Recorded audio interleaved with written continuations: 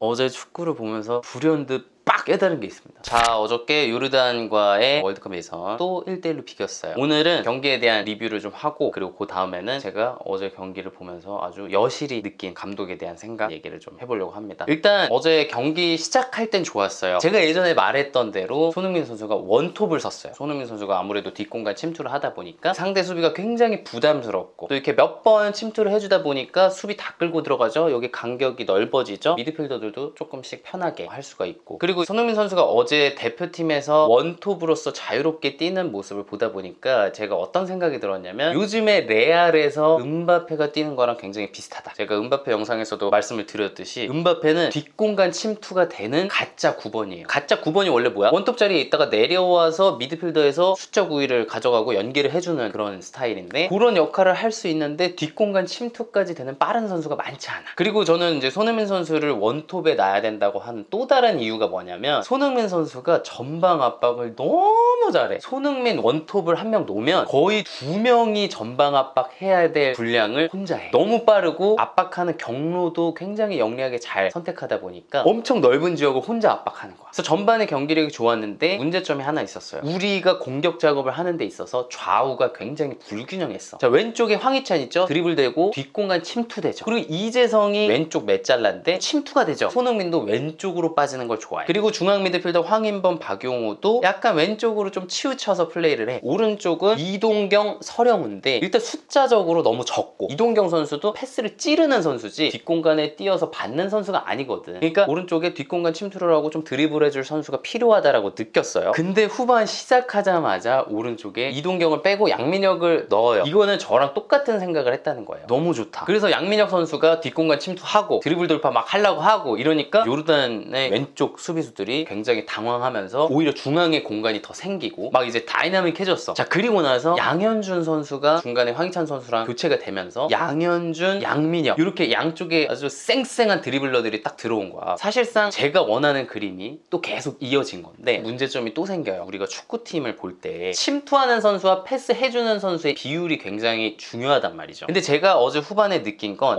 양현준, 양민혁 그리고 손흥민까지 뒷공간에 침투해줄 선수는 많아. 근데 거기에 양질의 패스를 뿌려줄 선수가 너무 부족하다. 황인범 선수만 전방에 아주 위협적인 로빙 패스를 넣어. 그러니까 상대 입장에서 얼마나 막기가 쉬워. 황인범이 잡았을 때만 뒷공간으로 물을 준비를 하면 돼. 근데 그런 패스를 넣어줄 선수가 많아야 되거든. 이강인도 없었고 김민재도 없었어. 근데 제가 생각하기에 박용우라던가 조유민 같은 선수들이 더 공격적인 패스를 넣어줘야 돼요. 그리고 이제 제가 드리블러들에 대해서 말을 하자면, 제가 이제 양쪽에 드리블러 놓으면 경기가 잘 풀릴 거다라고 말씀을 드렸었는데, 일단 후반에 나쁘진 않았어. 그 두 선수가 공을 잡으면 적극적으로 돌파를 하려는 모습을 보였고, 그걸로 인해서 찬스도 좀 나왔는데, 그 선수들을 활용하는 데 있어서 또 한계점이 있었던 게 뭐냐면, 그 선수가 대놓고 자꾸 돌파를 하려고 하니까 요르단이 어떻게 해? 협력 수비한단 말이야. 무조건 두 명이 붙어. 그러면은 그 드리블러들이 볼을 잡았을 때 그 주변에 자꾸 움직임을 가져가 줘야 돼. 하프 스페이스로 띄워주고, 그래야지 그 협력 수비에 두 명 중에 한 명은 나가 떨어져서 1대1을 하게 만든단 말이야. 근데 사이드에서 볼 잡으면 상대 두 명이 막고 있는데 나머진 다 골대배가 있어. 물론 항상 그런 건 아니지만 너무 고립돼. 그럼 아무리 드리블 잘해도 돌파를 할 수가 없어요. 그리고 어제 축구를 보면서 불현듯 빡 깨달은 게 있습니다. 여보가 딱 생각했을 때 요르단 축구 잘할 것 같은 나라는 아니잖아. 근데 우리랑 맞다이를 뜨면은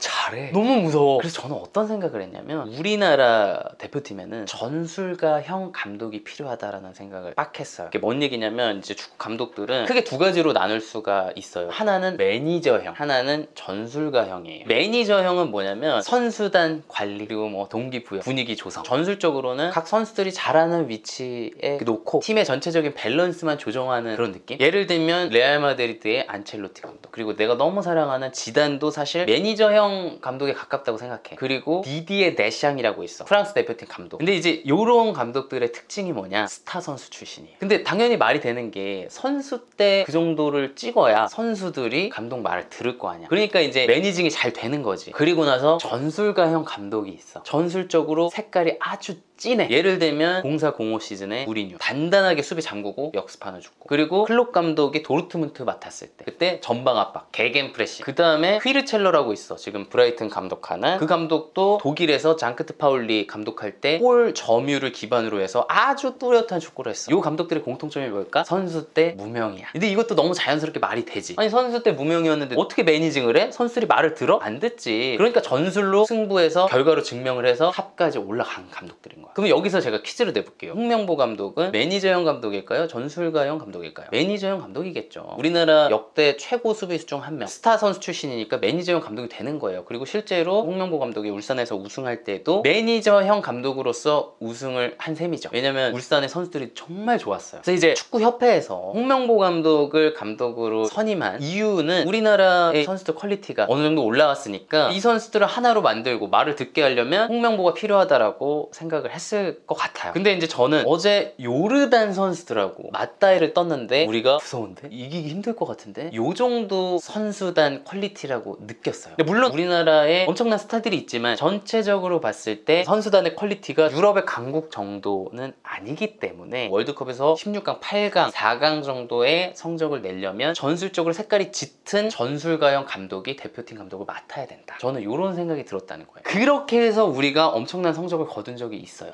히딩크 선수 때 무명이었습니다. 네덜란드 국가대표팀에 뽑힌 적이 없어요. 그러니까 철저히 감독으로서 실력을 쌓아서 거기까지 올라온 거예요. 전술가형 감독에 가깝죠. 물론 매니징도 잘했지만 2002년 때 우리가 어떻게 4강까지 올라갈 수 있었나를 생각해보면 너무너무 색깔이 짙은 축구를 했던 거야. 정말 활동량이 미쳤어. 운동장 어느 지역에서나 상대를 100% 압박하고 굉장히 다이나믹한 축구를 했었고, 그러니까 전 세계적으로 봤을 때 비교적 무명인 선수들로 4강까지 올라갔던 거거든. 그래서 일본 이야기를 하지 않을 수가 없습니다. 왜냐면 일본 대표팀이 요즘 너무 잘해요. 우리는 지금 월드컵 본선 진출을 확정짓지 못했거든요. 일본은 이미 확정을 지었어. 근데 일본은 전술가형 감독이에요. 모리야스 하지메라는 감독인데 선수 때 일본 대표팀에서 한 35경기를 뛰긴 했지만 막 홍명보만큼 스타는 아니었어. 그래서 감독으로서 J리그에서 결과를 만들고 연령별 대표팀 하다가 이제 대표팀 감독이 된 건데, 이 감독은 카타르 월드컵에서도 그런 면모를 굉장히 많이 보여줬어. 일단 기본적으로 일본이 짧게 패스하는 축구를 좋아하거든. 그런 축구를 일단 플랜 A로 가져가면서 독일, 스페인 이런 강팀들이랑 할 때는 철저히 실리적인 축구, 내려서서 수비하다가 골 잡으면 역습 빡!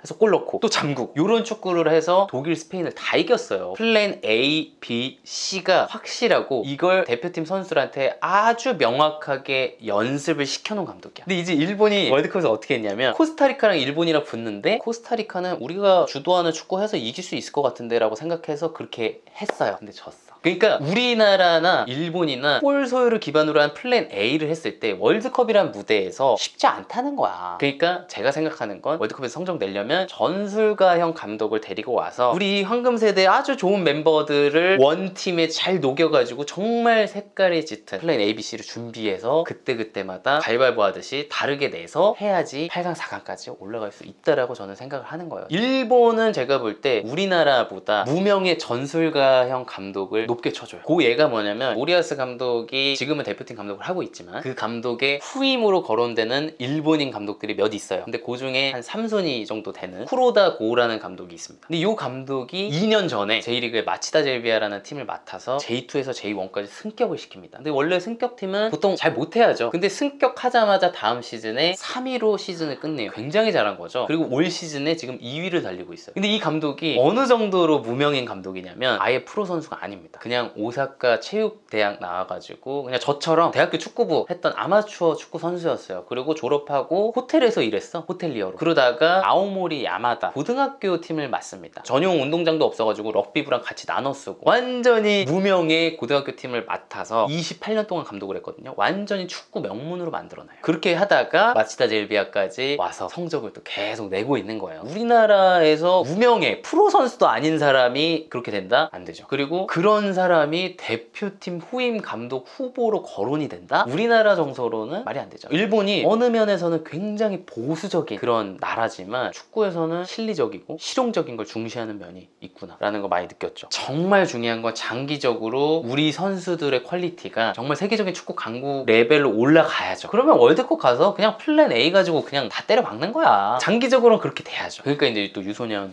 키우는 게 중요한 거고.